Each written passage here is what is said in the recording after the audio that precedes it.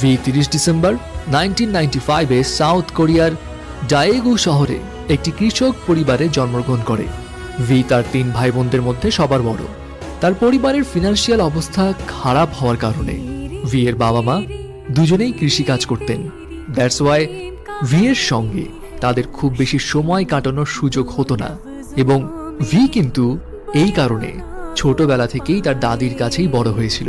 V এক ইন্টারভিউতে জানিয়েছিল তার দাদি তাকে 14 বছর ধরে লালন পালন করেছে এবং তার দাদি তার অনেক কাছের একজন মানুষ ছিলেন। এনিওয়ে, কৃষক পরিবারে বেড়ে ওঠায় ভি এর ছোটবেলায় কোনো বড় স্বপ্ন তো ছিল না। সে খুব ছোট থেকেই ধরেই নিয়েছিল বড় হয়ে সে তার বাবার মতোই কৃষক হবে। বাট ভি এর এই চিন্তা ভাবনা টোটালি পাল্টে যায় যখন ভি তার বাবার ইন্সপিরেশনে স্যাক্সোফোন বাজানো শেখা শুরু করে।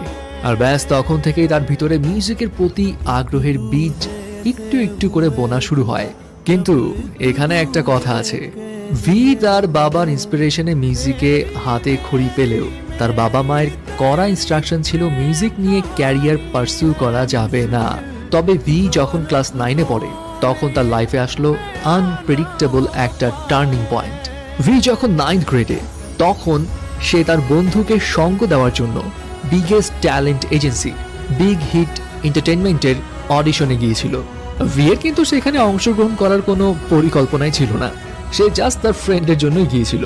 কিন্তু হঠাৎ করে বিগ হিট এন্টারটেইনমেন্টের একজন সদস্য ভি কে ওই শোতে পার্টিসিপেট করতে বলে। ভি অংশগ্রহণও করে। সারপ্রাইজিং বিষয় হচ্ছে, যেই মানুষটার পার্টিসিপেট করার কোনো প্ল্যানই ছিল না সেই মানুষটাই একমাত্র পুরো শহর জুড়ে সিলেক্ট হলো। ব্যাস এরপর আর কি, ভি তার বাসায় তার বাবা মাকে সামহাউ বুঝিয়ে শুনিয়ে ট্রেনিং ক্যাম্পে যাওয়ার জন্য পারমিশন নিল। কিন্তু আমরা তো জানি কে-পপ ইন্ডাস্ট্রিতে নিজেকে প্রুভ করতে হলে ট্রেনিং পিরিয়ডটা কতটা কঠিন হয়। অ্যান্ড অন্যান্যদের মতো ভিকেও খুব সকালে উঠে দিনে 12 থেকে 15 ঘন্টা প্র্যাকটিস করতে হতো। খাওয়া দাওয়ার স্ট্রিক্ট ডায়েট ফলো করতে হতো। ফ্যামিলির সঙ্গে যোগাযোগও ছিল লিমিটেড, এবং ট্রেনিং এর এই কঠিন পরিস্থিতি দেখে ভি এক পর্যায়ে ডিসাইড করে নিয়েছিল সে গিভ আপ করে ফেলবে।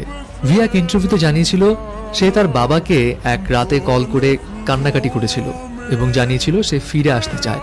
তার বাবা তখন ভিকে একটা কথাই বলেছিল, ফিরে আসতে চাইলে আসতে পারো, এখানে তোমার জন্য আরো অনেক সহজ কাজ আছে।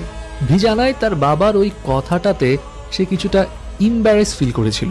অ্যান্ড এরপর সে ডিসিশন নিল যত কষ্টই হোক সে যেই টার্গেট নিয়েছে সেটার শেষ পর্যন্ত দেখেই ছাড়বে। আর 3 বছর কঠোর পরিশ্রমের পর ফল পেল ভি। 2013 সালে ভি বিটিএস